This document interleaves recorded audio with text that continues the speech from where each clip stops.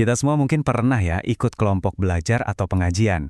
Tapi pernah kebayang nggak kalau ada sebuah kelompok belajar yang tujuannya bukan cuma buat nambah ilmu, tapi buat ngerubah dunia? Nah, hari ini kita bakal ngebongkar sebuah presentasi berjudul Urgensi Halakoh. Ini semacam cetak biru yang nunjukin gimana sebuah lingkaran studi kecil bisa punya ambisi yang, wah, global banget. Yap, pertanyaannya emang itu. Gimana kalau sebuah kelompok studi punya tujuan akhir yang sebesar ini? Presentasi yang kita bedah kali ini ngejelasin visi itu, dari langkah paling awal sampai ke tujuan akhirnya.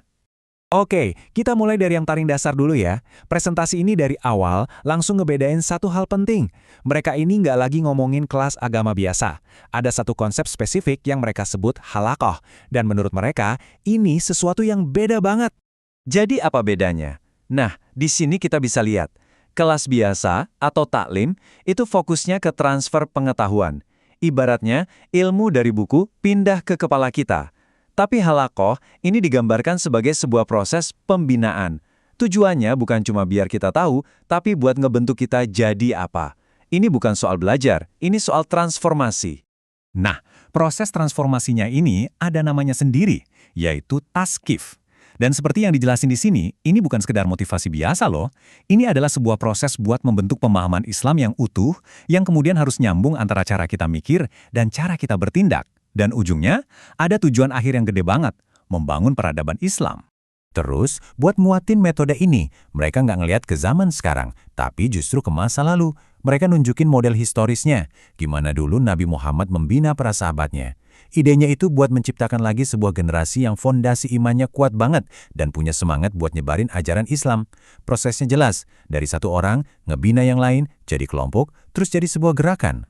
Oke, jadi metodenya udah jelas ya, pembinaan personal yang intensif. Tapi pertanyaannya, buat apa sih semua ini? Nah, dari sini dokumennya mulai beralih dari level individu ke tujuan sosial yang jauh lebih besar, yaitu tadi, membangun peradaban Islam. Jadi, menurut mereka, akar masalah di dunia modern itu adanya pemisahan. Kayak yang kita lihat di sini. Di satu sisi, ada prinsip-prinsip Islam. Di sisi lain, ada cara masyarakat modern berjalan. Di politik, hukum, ekonomi, mereka melihat ada semacam jurang pemisah yang fundamental di situ. Dan dari masalah tadi, muncullah kerangka berpikir yang, wah, jelas banget. Ada 3 langkah yang jadi mesin penggerak seluruh proyek ini. Pertama, kaji Al-Quran. Kedua, lihat dan pahami realitas sekarang. Dan yang ketiga, ini yang paling penting, kalau realita ternyata nggak sejalan sama kitab suci, ya realitanya yang harus diubah, bukan sebaliknya.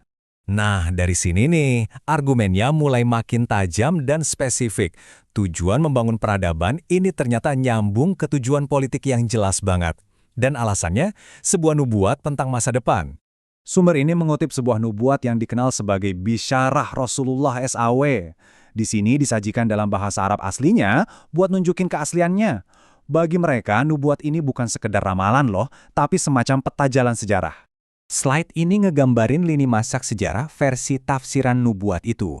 Dimulai dari zaman kenabian, terus khilafah Rasyidah, habis itu masuk era kerajaan dan kediktatoran. Tapi puncaknya, era kelima dan terakhir adalah kembalinya sebuah sistem yang disebut khilafah.